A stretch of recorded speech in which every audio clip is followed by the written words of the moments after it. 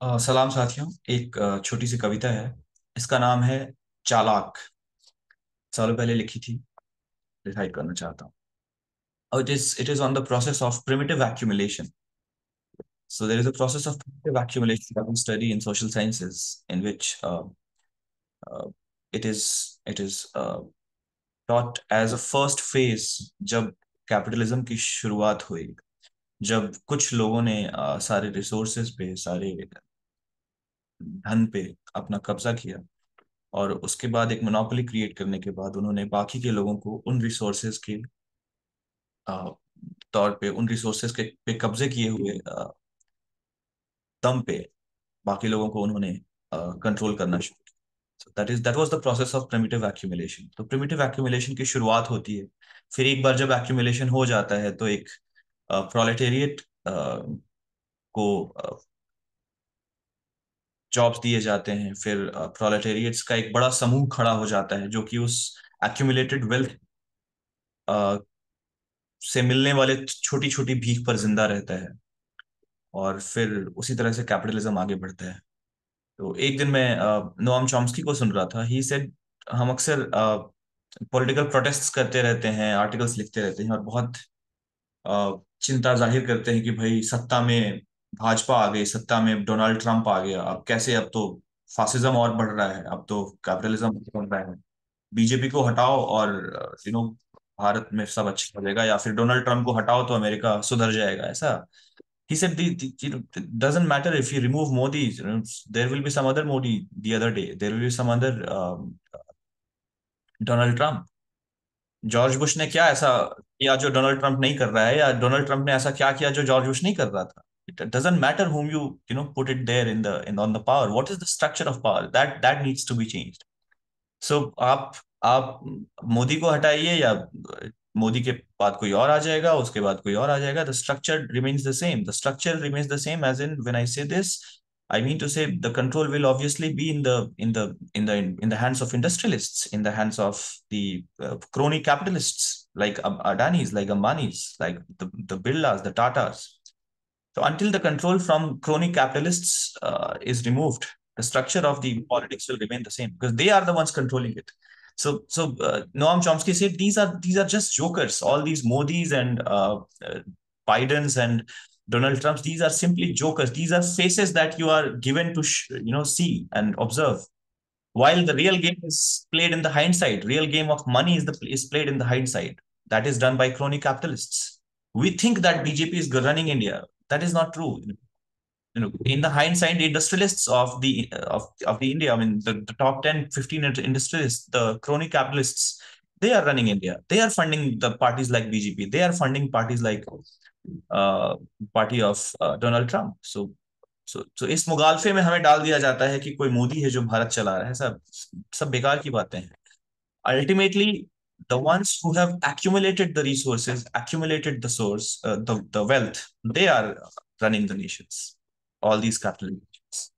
So I think I tried to simplify this concept of wealth accumulation or primitive accumulation in this poem. It was a very tough try, but let's see if I've done some sort of justice to it.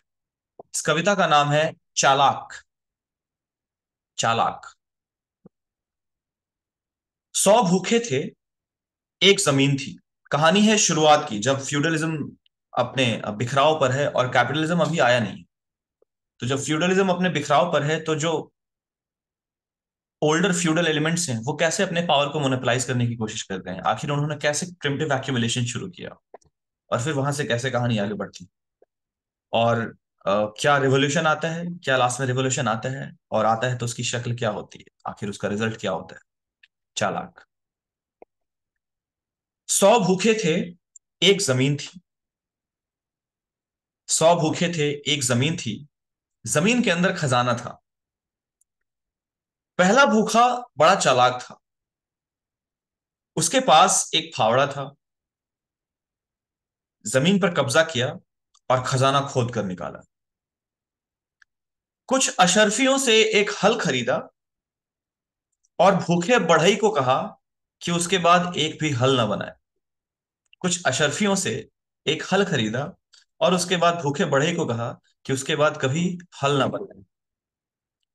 मवेशी चराने वाले भूखे चरवाहे से दो भूखे बैल खरीदे, और खरीदे 10 भूखे गुलाम। भूखे गुलामों ने जमीन को खून से सींचा, भूख मिटाने के जुनून से सींचा। भूखे गुलामों ने जमीन को खून से सींचा, भूख मिटाने के जुनून से सींचा, तथा 100 भूखों के लिए लहलहाती फसल खड़ी कर दी। पहले भूखे ने सारी फसल अपने खलिहान में रखी, और हर दिन 99 भूखों को एक एक निवाला अपने हाथों से खिलाता, ताकि भूख बनी भी रहे और वो मरे भी ना। ताकि भूख बनी भी रहे और वो मरे भी ना। भूख ने पहले भूखे को धर्मात्मा मान लिया, तथा उसके निवाले और उसकी उंगलियों के स्वाद की उसे आदत हो।